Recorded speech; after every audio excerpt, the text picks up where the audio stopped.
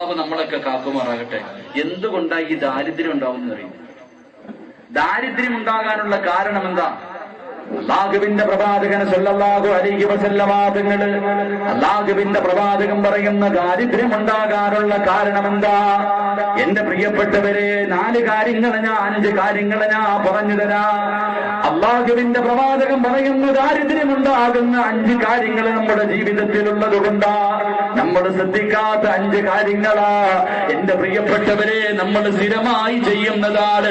ഇത് നമ്മുടെ ജീവിതത്തിൽ നിന്ന് ഒഴിവാക്കിയ ദാരിദ്ര്യം മാറുമെന്ന് നബിയുനാ റസൂലുള്ളാഹി സ്വല്ലല്ലാഹു അലൈഹി വസല്ലമ തങ്ങൾ പറയുകയാ. ദാരിദ്ര്യമുണ്ടാകുന്ന ഒന്നാമത്തെ കാര്യമെന്ത്?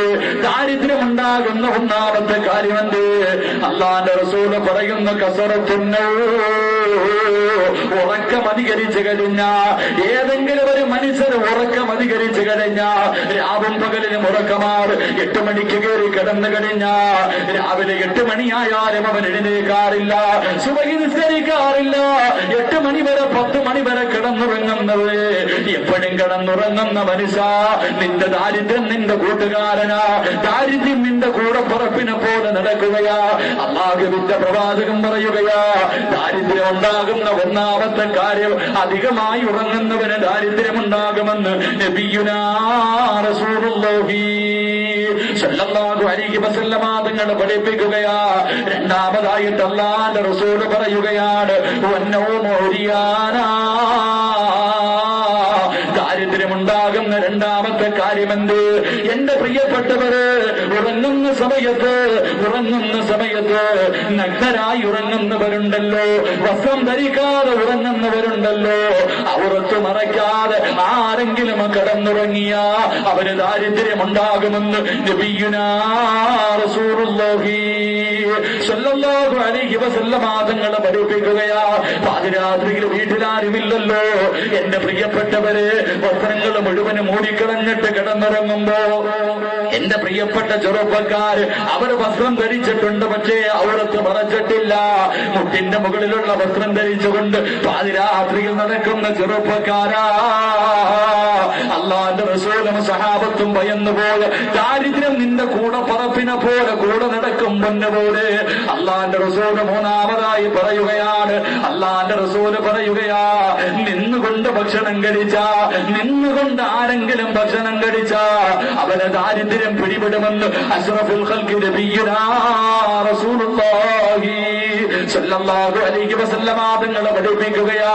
എന്റെ പ്രിയപ്പെട്ടവര്, നിന്നുകൊണ്ട് ഭക്ഷണം കഴിക്കുന്നവരുണ്ടല്ലോ, നിന്നുകൊണ്ട് വെള്ളം കുടിക്കുന്നവരുണ്ടല്ലോ, അതിനൊരു പരിഗണനയും കാണിക്കാറില്ലല്ലോ. ഓടി നടന്നുകൊണ്ട് മൃഗങ്ങളെ പോലെ നിന്നുകൊണ്ട് ഭക്ഷണം കഴിച്ച അവന് ദാരിദ്ര്യമുണ്ടാകുമെന്ന് അല്ലാഹുവിന്റെ പ്രവാചകൻ നബിയുനാ റസൂലുള്ളാഹി സ്വല്ലല്ലാഹു അലൈഹി വസല്ലമ തങ്ങൾ പഠിപ്പിക്കുകയാ. അല്ലാഹുവിന്റെ റസൂൽ നാലാമതായി പറഞ്ഞു തരികയാണ്, യാ സ്വഹാബാ, പാതിരാത്രിയിൽ വീട് നോക്കല്ലേ, പാതിരാത്രിയിൽ വീട് നോക്കല്ലേ. എന്റെ പ്രിയപ്പെട്ട പെങ്ങന്മാർക്ക് എത്ര സമയം കിട്ടിയാൽ പാതിരാത്രി കിടക്കുന്നതിന് മുമ്പ് എന്റെ പൊന്നുമക്കള് വീട് നോക്കുന്നവരെ സ്വഭാവമുണ്ടല്ലോ. പാതിരാത്രിയിൽ വീട് നോക്കല്ലേ.